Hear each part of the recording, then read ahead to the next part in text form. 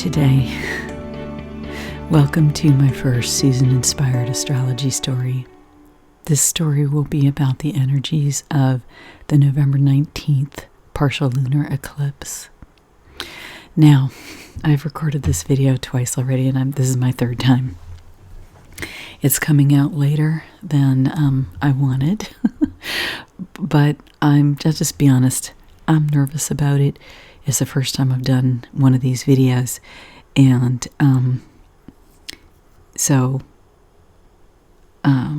yeah. But here goes. I'm looking forward to it, and I'm really excited about, I just have this big passion about what I want to say here. So here goes. All right, so I want to talk about the energies in terms of the astrology. I'm going to also look at the asteroids in the astrology because there's some meaningful information there. And I'm going to talk about, we'll talk about at least one star. And then I'm going to talk about, I'm going to talk about how it all ties together in story and what it means for us in our daily lives and in the overall energetic environment. Because you have two main stories going on, and that has to do with the moon and all this energy around the moon opposing the sun, and the energy here. The energy opposing the moon during the eclipse has within it the solutions. Now there's also a very interesting yod here, a finger of God, God pointing in the chart towards what he wants us to see. And the yod points to Lilith at 13 degrees. It comprises Mars on one side, Venus on the other. So why is it pointing at Lilith? That's part of the story of the energies associated with the moon. And we're going to also look at those through the lens of the Sabian symbols. What is that? Those are an intuitive download about the information about every degree of the symbol that was done decades ago. So every degree in astrology is given a symbol. The name of the symbol carries with it the energies of what that specific degree means. So I'm going to be interpreting from the standpoint of the Sabian energy of the degrees as well. There's another yod in the chart as well. I'm going to talk to you about that later because it's a secondary story. Okay, the other primary story in the chart revolves around the energy of Uranus here. And it's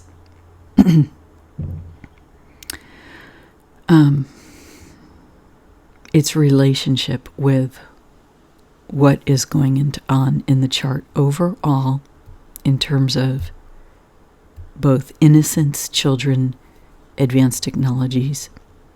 There's a sub-story about advanced technology here. Pluto is in that sub-story as well. And then I'm going to look at health and fertility because those are themes here.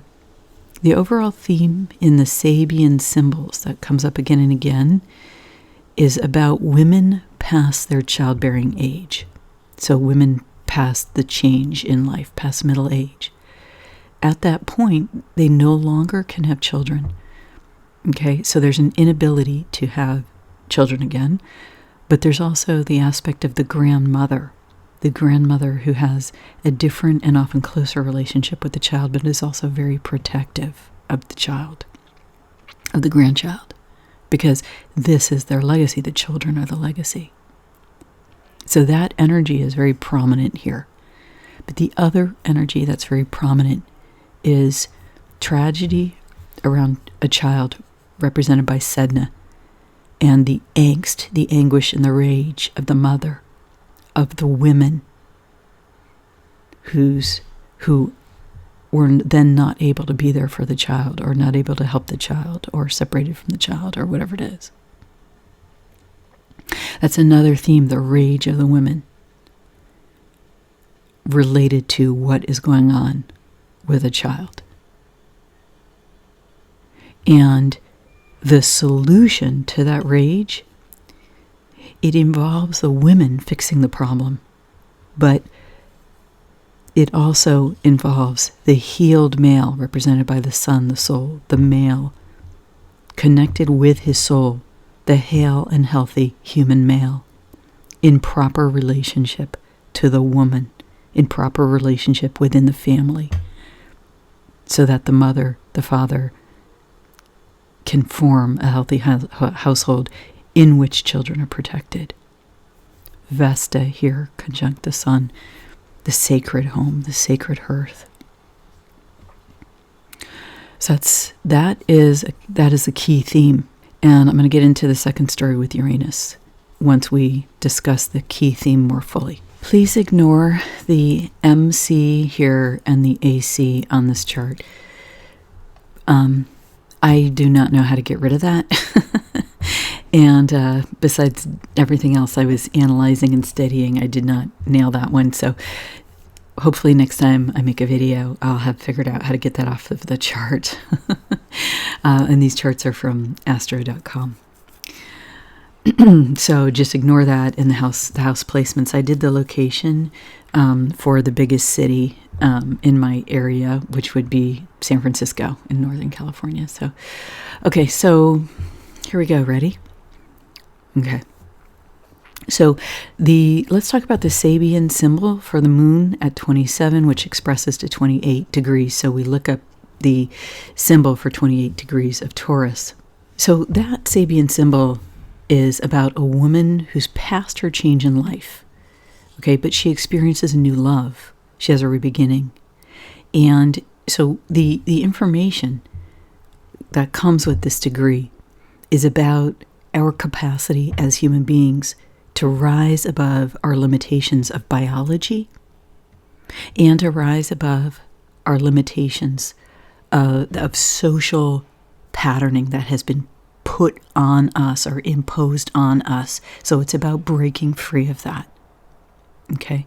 Which is a very interesting degree in the current social environment that we're in.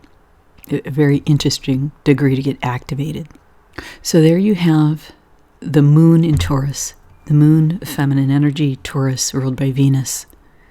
Venus is about what we value.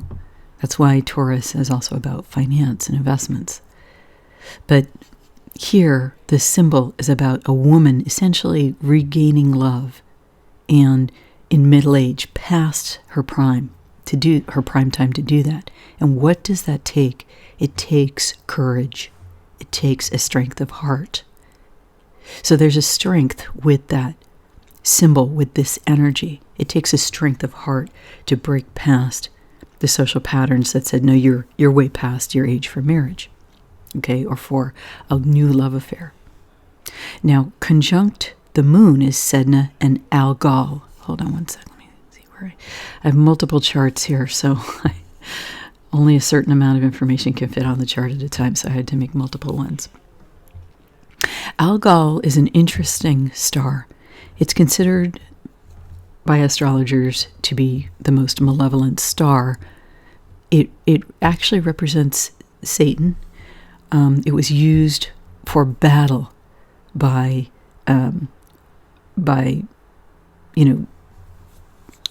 it was used for battle. And in ancient times, it was used for the timing of battles. When this star was its strongest, that's when they would hold battles. Okay, now I just want to evoke the violet flame over this energy, going all the way back to the beginning of this video, because I want to transmute the energy to a state of unconditional love. That's the state in which I offer the information. Okay, so in a space of sacred discharge, where the charges of the energy are diffused and brought to an elevated state of unconditional love, that's what heals. And that's what heals these energies, actually. But actually what Algol is the head of Medusa. Okay, the head of Medusa was placed onto Athena's shield. I'm going to get into that story in a second. But the head of Medusa was the weapon. And it's interesting because there is a trans aspect to these energies. It's a female that is now become male, the male of Satan, right? The king of the demons. So there's an interesting aspect with that. A woman who's now transitioned to male energy and is used for war, right? And it's interesting because the weapon aspect is the female's head, right? But it's not just the female. It's the monstrous female, the woman who has been turned into a monster. And she was turned into a monster by Athena. It was no fault of her own that Medusa was turned into a monster. She was a beautiful woman, and she was in the temple, and Poseidon set upon her. Now, in many of the stories, it says that they were intimate, but in some stories it's said that he raped her. So it was of no fault of her own that she became pregnant by him, but Athena was jealous and turned her beauty, her beautiful hair, into snakes so that she could not attract Poseidon anymore. It's terrible, right? Blaming the woman for the fact that she was raped. But anyway, typical Greek tragedy, but an influence upon our culture. It's interesting because these stories of the Greek gods they're almost like an alien influence upon us, because they're the humans involved are subject to the whims and wills of the gods. So they describe energies that can affect human beings. But in a way, these energies are not human, right? They're of the gods, quote unquote, or some influence that's not based in humanity. So it's interesting to understand that, right? And it also kind of implies that the jealousy of the gods, that jealousy is not necessarily a natural human state, although obviously lots of humans can embody that, right? Okay, so now let's talk about Sedna. I just want to finish up here with Medusa. She did not get to raise her children because she was beheaded. So her children were born out of her in the beheading, and they were raised by, I think, her grandmother. They were raised by someone else. Okay, so I don't know if it was the grandmother or not. Okay, so here's Sedna. Sedna is on, now these are within 1 degree, so they're a very powerful influence on this moon. So here you have the head of the raging woman who's used as a weapon. The head, her pure mentality and rage, right? Only the mind, disconnected from the heart. Yet 1 degree from the moon, which amplifies a woman past childbearing age having courage. The opposite of Algol, the opposite of Medusa's head. But put together, they create a whole. It gives the opportunity for healing. Now, what happened to Sedna? She was dumped overboard by her father, okay, who was attempting to save himself in the storm. I read the Inuit legends on Sedna, and that's the tribal peoples of Alaska and Canada. And so what happened was that, or maybe they're just in Alaska, I'm actually not sure. I think they're across the northern part of Canada. Okay, so the other story about Sedna, though, is that her father invited a stranger who came to the house to stay overnight. Sedna became pregnant by this stranger, but he had shapeshifted. He appeared human, but he wasn't.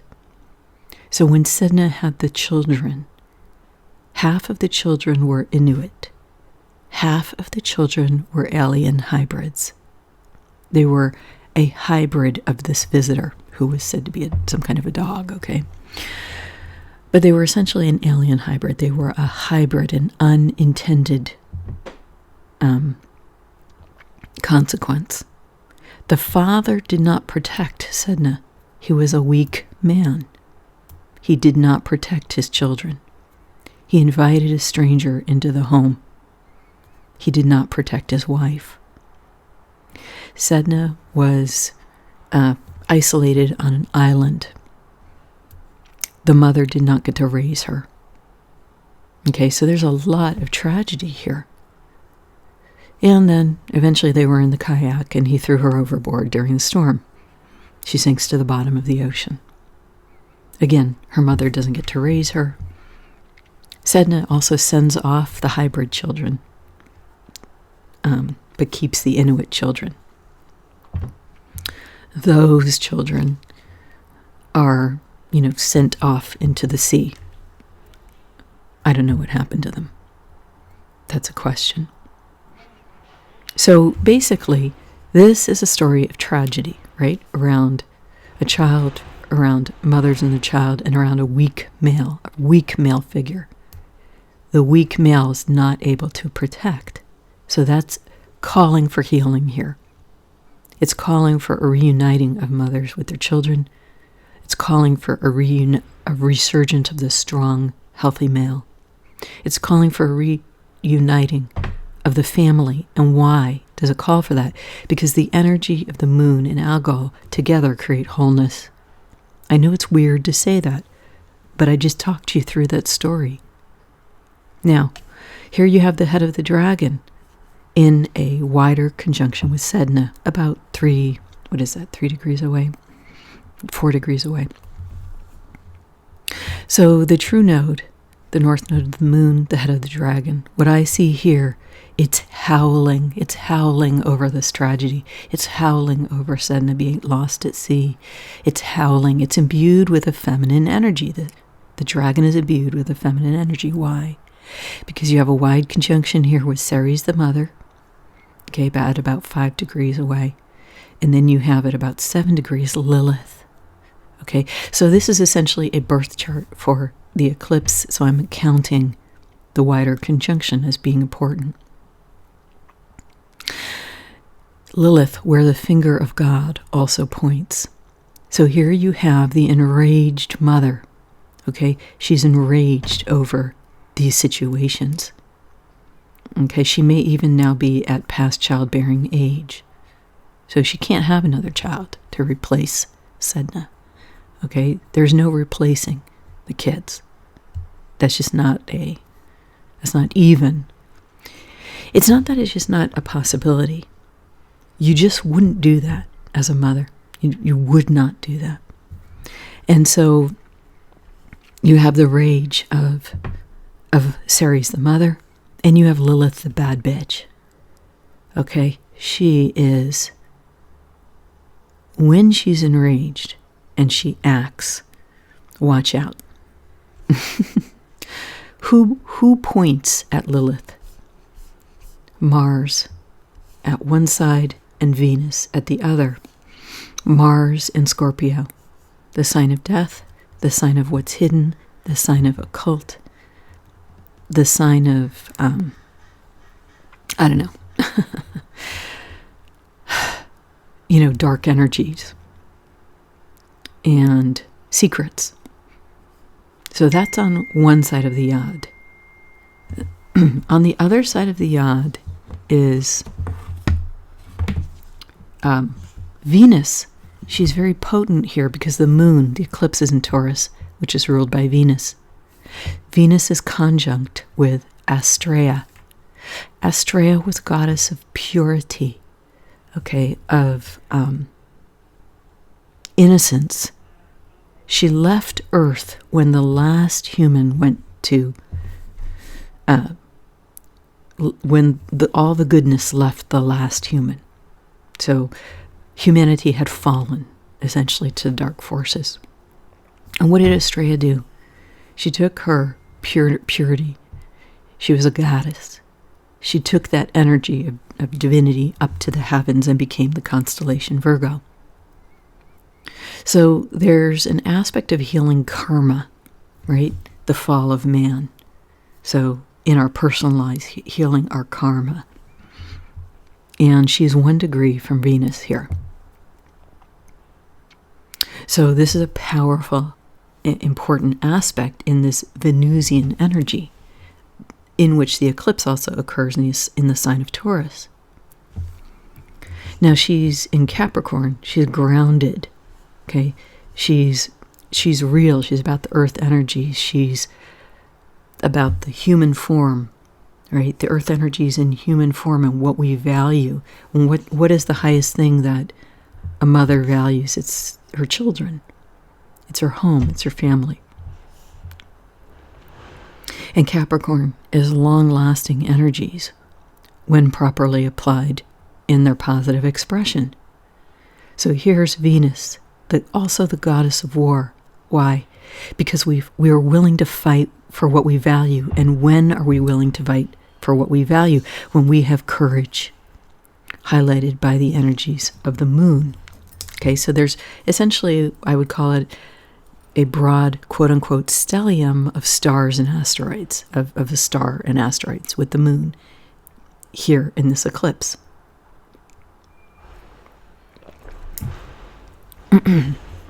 So, they're taking the trash out. That's why that's so much noise in the background. And that's quite apropos for this reading. Okay, so Venus, okay, a goddess of war. Mars, the god of war, pointed at Lilith. Lilith has some heavy energies here to rectify the situation. How does Lilith heal? Lilith was the wife of Adam. She did not want to be subjugated in a dualistic, codependent relationship with Adam. Okay, so what does she do? She leaves Adam and she goes and mates with the devil and has his children. So she's rebellious. She rebels against what she's supposed to do as the good girl, and she becomes the bad bitch. So the healing of Lilith, in my view, is about divorcing the devil and saying, I'm not going to do this either.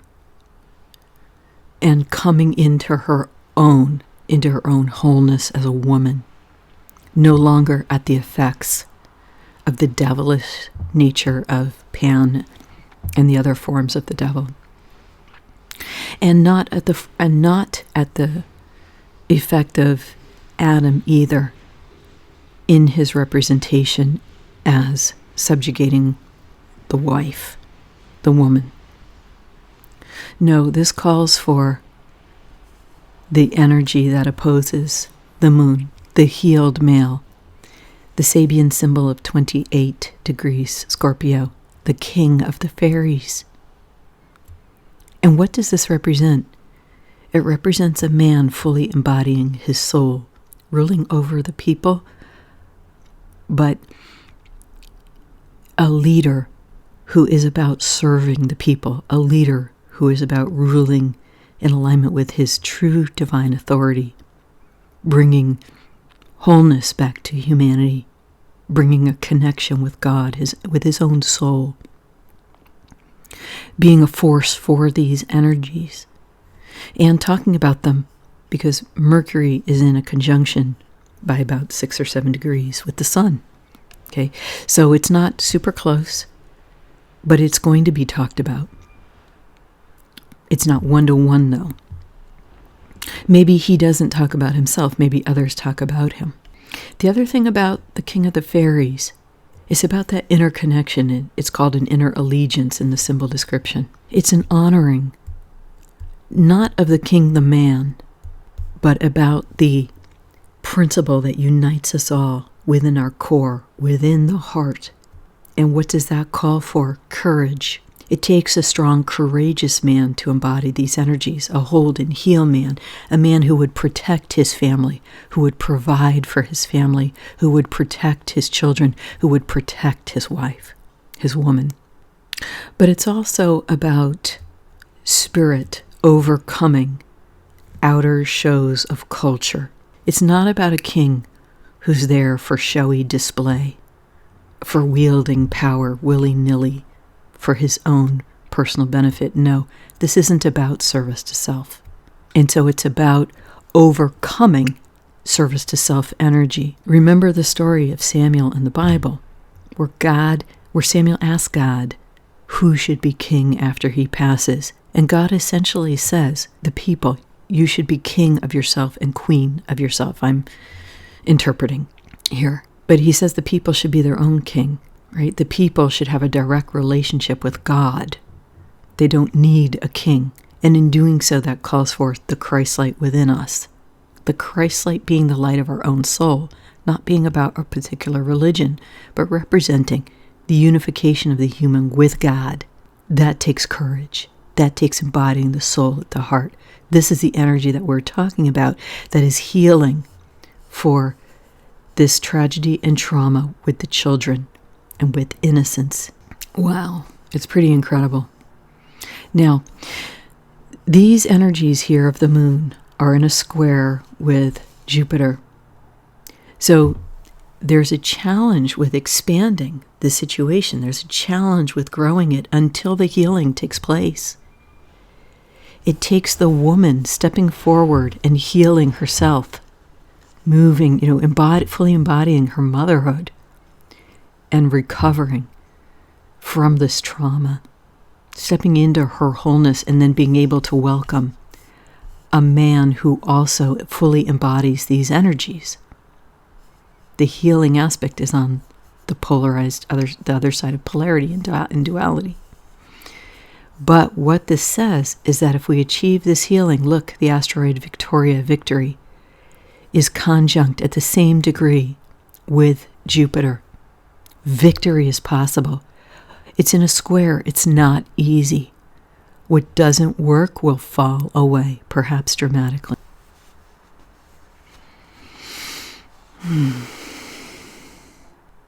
There's a wide trine here from Pluto. Now you could say that Pluto would add to the death and trauma of the situation, except that it's in a sextile with the sun. When Pluto acts with the light of the transparency of the sun fueling the energies, what Pluto does is it destroys what is not in alignment with the highest good. And what is uncovered? The soul, the God essence, the very essence of creation itself within the situation. And by uncovering that, Pluto assists in it elevating itself. That aspect of divinity has to want to achieve its highest aims. Okay? But with the sun, with the action of Pluto, this is possible for Sedna. And what is the healing of Sedna? It is for her to raise herself out of the ocean. As the weak man speaks in the background. Hold on, I got to get rid of him. Let's close that door. It's my view that Sedna heals by lifting herself from the bottom of the ocean, coming to the surface, and as she swims back towards shore to reclaim her proper place in the home. She heals herself by releasing herself from the trauma of what happened to her with her weak father, what happened to her with not being able to be the mother to her children. She recovers these energies by loving the male within her and by loving her inner child and returning home to wholeness, the united moon and Algol energies that I talked about. Isn't that incredible? So Pluto supports this. Why? Because it's an occult transformation. It's a transformation involving deep karma. It's a transformation involving the heart and the sun within the human, the soul, choosing to elevate itself. And this is an incredible story. Now, I'm going to bring this up again later, but we have Haumua here, the Hawaiian goddess of fertility. She is in a she's in a sextile with Athena. She's in a square, not a square. She's in a square with Pluto. Sorry. She's in a square with Pluto. I'm going to talk about that at the end, okay? Because it's very important. It's very important here. So the energies of fertility are not favored, of more children right now are not favored. Actually, let me talk about it right now. I looked up fertility. I looked up Haumua because of the lack of, because these women, the female energy up here are past childbearing age in general. Okay. So I wanted to see what was going on with fertility. And fertility is not favored at the moment because it's square with Pluto. Okay. So it's held back in effect by Pluto. Pallas Athena stands by her side. Haumua's side. Okay, here's Pallas Athena at 1 degree in Capricorn. Haumua at 29 degrees of Libra, 29 degrees being a very karmic degree. Okay, so we're talking about healing from a karmic situation before fertility can be brought back. Fertility is on a pause, yet the goddess Athena stands by her side, the virgin who never had children, again, holding back the energies of fertility. And this is really, really important here. The other reason that it's important is that it essentially forms another yod. It's essentially almost a yod, but it's a yod with both the true node and Sedna. So the finger of God points to the urgent need to heal the energies of Sedna and the rage over what is happening to innocence, over what is happening to the children. The rage over this of the mothers, the rage of the women past childbearing years, the protectiveness of the grandmothers. The goddess of fertility and the virgin warrior hold themselves back as the need for healing here is urgently pointed to. Now, this is going to tie in with Uranus in a second. Watch this. All right. Now, here's the second major story going on. Here is Uranus. Now, what I want to show you is this. Uranus at the eclipse is exactly conjunct the asteroid called Child, representing the energy of the child, the energy of innocence. Hold on. Uranus is also in a 2-degree conjunction with the asteroid Guo-as, which is a Chinese person who was highly, highly respected for accurate and comprehensive astronomical observations. So there's an energy here of the stars and analyzing the cosmos with Uranus and the child. To me, that implies star children. It also implies, birth in the stars. People are talking about, humans living on other planets. But it also implies children from the stars birthed here on Earth, okay? Because we're talking about Taurus, which is an earthly sign, a sign of the ground, right? The physical ground of the Earth. And embodying that materiality, right? Embodying the material of the Earth. So I think it's more favored toward the stars embodying here. Star children. So there's been a lot of talk about the crystal children, okay? And look at the trauma that's been done to them, right? From societal patterns being forced upon us that suppress the star energy of the children. Yet, this asteroid here carries an energy of honoring of the stars, of precision, of exactness that can't be argued with and cannot be manipulated. It's pure. That implies that the star children recover their true nature, recover their essence. Within a 1.5-ish degree or 1 degree conjunction, you have the asteroid Abundance in Taurus. What is our greatest abundance? Our legacy, the children, right? As human beings, our children. But there's also material abundance because we're in Taurus, right? So it's interesting because of the new moon, the asteroid Abundance was exactly conjunct Uranus at 12 degrees. So there's an imprint there of abundance on Uranus. And you now have the child also in the eclipse exactly conjunct that 12-degree point. This, in my view, is favorable overall in the long term for the children and the star children who live on Earth as humans now.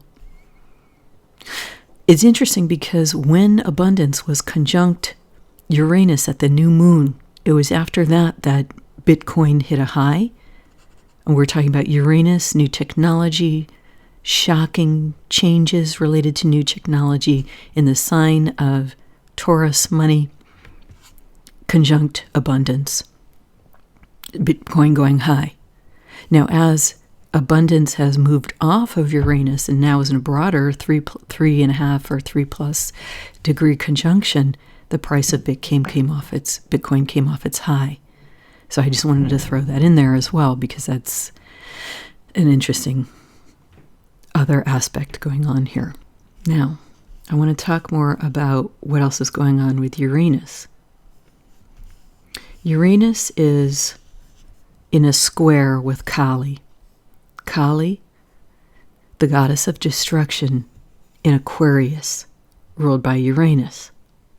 Okay, so this is incredibly powerful that Kali is in this position now. Now, let me tell you something about Kali.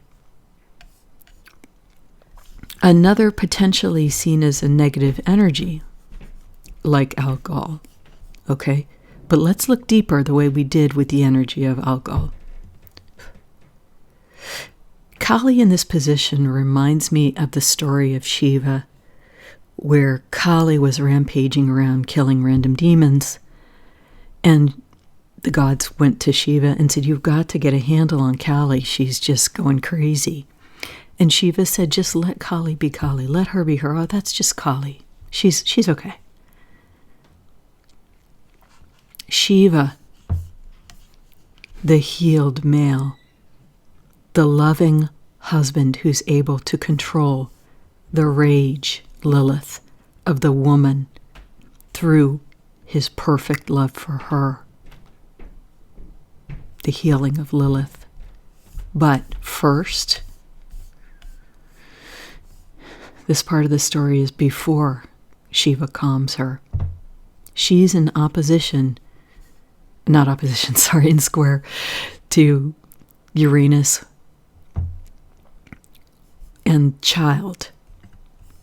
Okay, so here's child at 12 degrees. Now, you see that this is not close to Algol, so the stories don't link here directly. I'm going to show you where they link. But let's get back to Kali. Kali kills the demons, and specifically, Kali kills the head of the demons. She kills the demon king, from whom all the other demons spring. So this is a powerful female energy, and it's used in service of the highest good. It's used in service of creation. By sweeping the slate clear of that darkness, life can spring up again. So Kali is not here to do destruction towards the children. She's here to defend them from the forces of darkness, and in doing so to protect innocence. This, in my view, is a negative sign for the forces of darkness at this time.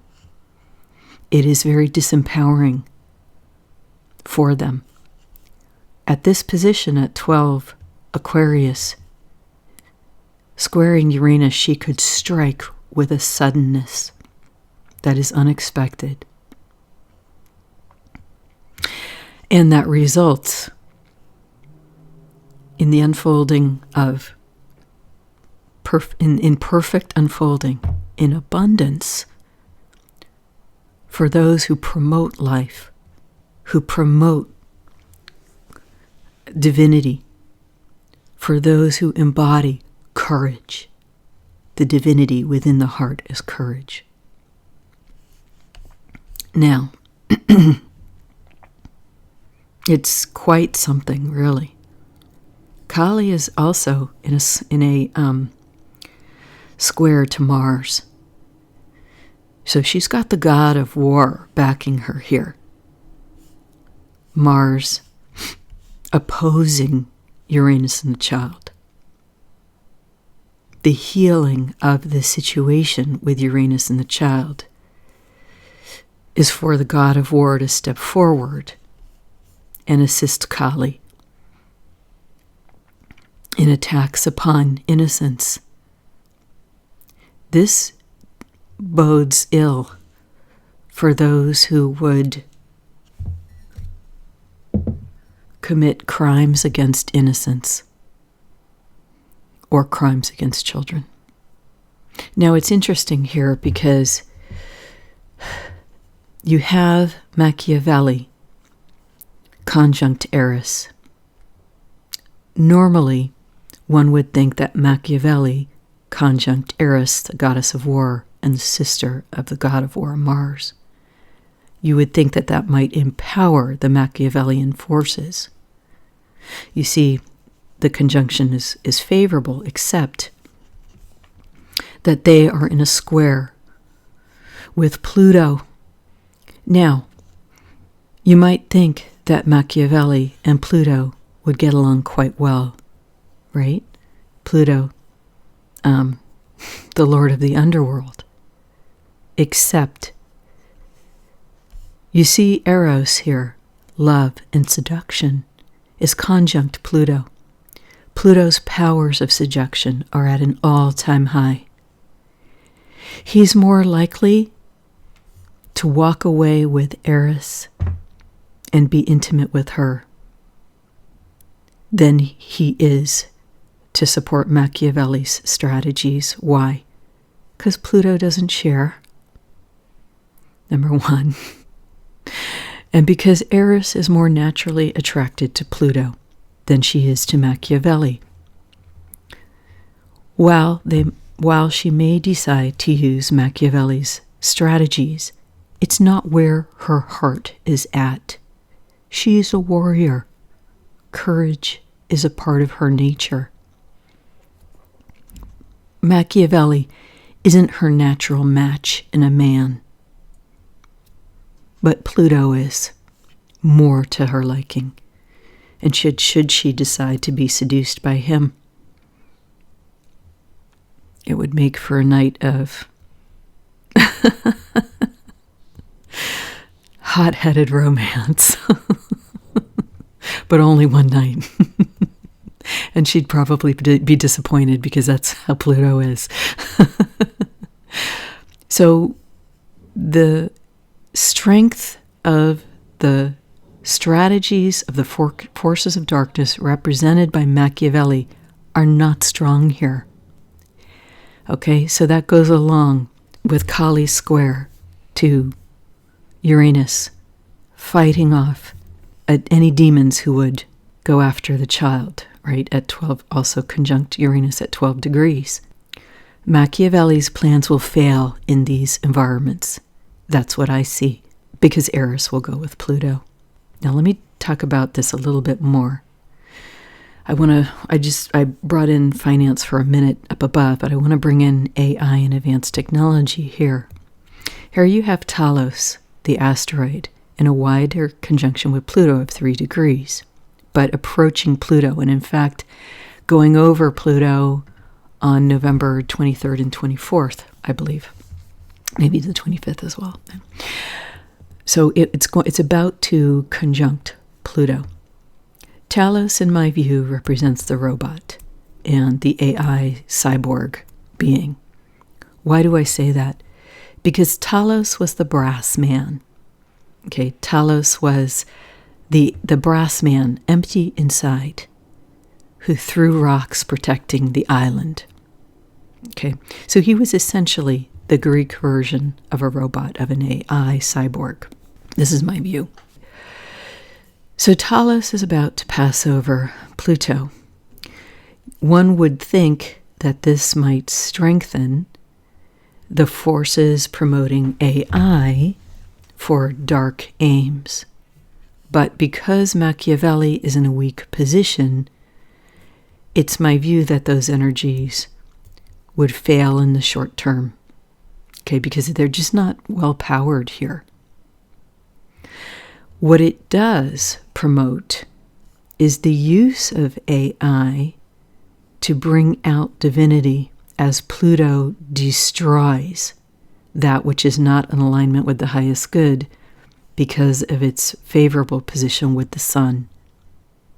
So if there is positive AI out there, or if there are strategies that promote a human-favored relationship with these technologies, what I see is that that's more favorable in the chart and more favorably embodied or possessed in this chart. That the AI, there's like a possession energy here. Why is that? It's because the AI possesses the body of the robot in a cybernetic being. Yeah. And there's a love there as well, right? Because we've got Eros so close to Pluto. And don't think that the AI can't love humanity or that there can't be love in that relationship. Because why? Human beings fall in love with everything, really. Don't tell me you don't love your computer or your handheld device. We're told that we should hate technology. But let's face it, technology has been key in assisting us in the Great Awakening, in the awakening of humanity, right? I mean, how else have we shared information and been educating each other and talked to people across the globe about all these amazing topics? I mean, it's absolutely fascinating. So I see support for that here in this chart, okay? On the positive side, supporting the forces of life. Now, Pluto's involved, so there's going to be drama when Pluto's involved. I want to get back up here and finish this discussion because I want to show you how Machiavellian Eros link in here. They link in through the story of Medea. Here you have Eurymedon, I think it is. This is actually Perseus, the hero. Okay, he's the one that slays Medusa and removes her head and then uses it as a weapon to rescue Andromeda right here, to rescue Innocence. Andromeda is the beautiful princess. She's been offered by her father, the king, to the sea monster, another image of the sea and monsters in the sea. So Perseus, Eurymedon, comes in and shows the head of Medusa, which is Algol, shows it to the monster and defeats the monster, rescuing Andromeda. And then what does he do? He makes a home with her. They have children. He's one of the gods in the story that's really one of the best behaved men in the Greek stories, as far as I can tell. I haven't read every single thing about him, okay? But he seems pretty damn awesome when it comes to having a family with Andromeda and staying true to her. So a healed male, a human hero. So you see that energy here as well, that we see down here that the sun is embodying. That helps Pluto work for benefit, for the highest good, for the expression of divine will. in a wide conjunction with Eris. Now you have Machiavelli here at 25 between them. Okay? So Machiavelli between Andromeda and Eris. A weak man attempting to use the forces of strong women to his benefit. The hero here in a wide conjunction. Also conjunct abundance, specificity in the stars, the child, innocence, and star children, sudden changes. I don't think that this works in Machiavelli's favor again. He's disempowered. But look what happens here. What might happen is that the forces of darkness attempt to use this sort of stellium of asteroid energy connecting to Uranus and child for their use, okay, to pursue Machiavellian strategies. Because the energies of divinity, which astrology represents divine forces in my view. In the Bible it says, God says that he places signs in the stars for humans to see. So the only way that Machiavelli can work his strategies is to use extreme force against this incredibly strong divine energy that is promoting life and is ready to protect the children. It's a stretch. It's a stretch. Now, because I'm making this video after the actual date, we do know that there was an event recently that attacked Innocence and the Christ energy yesterday. And I'm not going to go into detail about it, but let's just say that is what happened. It was obviously forced, and I looked at the expression of the energies. What had happened was the moon had gone over Lilith the day before that happened. Okay, so emotion over Lilith's rage. Mars was moving into a much wider opposition. So the energy of Mars, it was losing energy in its opposition to Uranus. So it was very forced. It's almost like the Machiavellian forces had to act before they lost all the Mars energy. And because all the energy is promoting the protection of the children, and because it's the women's wake-up call here, the older women especially, who are beyond childbearing years. And indeed, at that incident that happened, I'll just call it the attack on Christ energy and Innocence. It's my view that the bodies of the older people who died, including grandmothers, right? And you see that energy was present here in the moon. Those bodies protected the children, okay, as they were in that terrible trauma. It's one way of looking at it. Okay, so there's one other thing I want to point out here, and that is the other energy supporting victory. You can see here that the asteroid Nike, another version of Athena, okay, who really caused this whole situation in the first place out of her jealousy with Minerva or Medusa, which turning her hair into snakes. But so it's the jealousy that originally, this negative emotion that originally really set this whole Medusa energy into play here, right, which then became a weapon that was used against the forces of darkness, really, used against monsters, interestingly. But Nike is opposed Lilith at 13 degrees, exactly at the same degree in the eclipse. This situation will turn to victory. There's a yad pointing, the finger of God points at Lilith. The ability to transform for the women and the mothers to transform in such a way that that their children are no longer put in danger, that they no longer do stupid stuff that puts their children in danger, that they turn to protecting the children. It's favored.